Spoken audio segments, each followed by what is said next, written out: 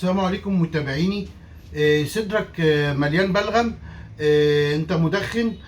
طالع مريض جيوب انفيه، طالع من نزله برد، حاسس ان البلغم نازل من الانف نازل لمنطقه الفم او مالي الحلق. طب انت بتنام بتحس وانت نايم في تزهيق في الصدر، وانت بتكح كحه صوتها عالي، يبقى انت كده محتاج مذيب للبلغم. هنحل المشكله دي في 3 خطوات.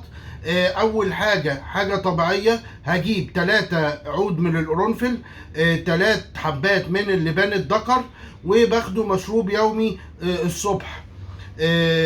بحط عليهم طبعا ميه دافيه وبغطيه لمده 10 دقايق وباخده مشروب يومي الصبح على الريق. طيب هيعمل ايه المشروب ده؟ اللي عندي اللبان الذكر ده بيعمل ككورتيزون طبيعي، لانه بيحتوي على ماده البيزويليك اسيد. البيزويليك اسيد ده مضاد للالتهاب، بيضيع الالتهاب نتيجه البكتيريا البلغم اللي مسك في انسجه الرئه وعمل لي التهاب، وفي نفس الوقت يكسر لي المخاط ده، وبالتالي الاهداب بتاعه الرئه تقدر تطرد البلغم. طيب ايه القرنفل ده معقم ومسكن. معقم كمضاد للبكتيريا والفطريات لانه بيحتوي على مضادات الاكسده، في نفس الوقت مسكن يهدي معايا الكحه لانه غني بمضادات الاكسده. دي اول خطوه الطبيعيه. طيب تاني خطوه، انا هحتاج مذيب للبلغم.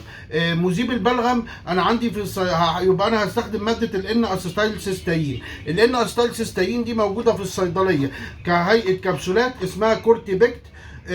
بتحتوي على 300 مللي جرام ان اسيتايل سيستين و300 مللي جرام حمض الاسكوربيك او فيتامين سي كمضاد للاكسده. باخد من 300 الى 600 مللي جرام مره واحده في اليوم، يعني اخد كبسوله الصبح وبالليل، يا اما في موجود على هيئه اكياس اسمها ان اسيتايل سيستين 600، يبقى باخد كيس واحد. الكيس بيحتوي على 60 مللي جرام من ان اسيتايل سيستين كمذيب للبلغم. طيب تالت خطوه، لو انا البلغم ده مصاحب ان انا طبعا البلغم بيرجع لي من الانف للفم، مصاحب بالتهاب حلق، يبقى هنا انا بستخدم في ثالث خطوه المضمضه. مضمضه في عندي هيكستول مضمضه. هيكستول مضمضه الماده الفعاله كلوروهكسيدين هيدروكلورايد. كلوروهكسيدين هيدروكلورايد دي ماده مضاده للبكتيريا ومضاده للفطريات وبعض الفيروسات. طيب انا بستخدمها، بعمل غرغره فنجان بدون تخفيف، بغرغر مره الصبح ومره بالليل، يبقى كده انا تغلبت على مشكله الصدر المليان بلغم. طبعا برحب باستفساراتكم على الصفحه، كومنتات الصفحه، وما ننساش طبعا اللايك والشير والكومنت. تحياتي لحضراتكم.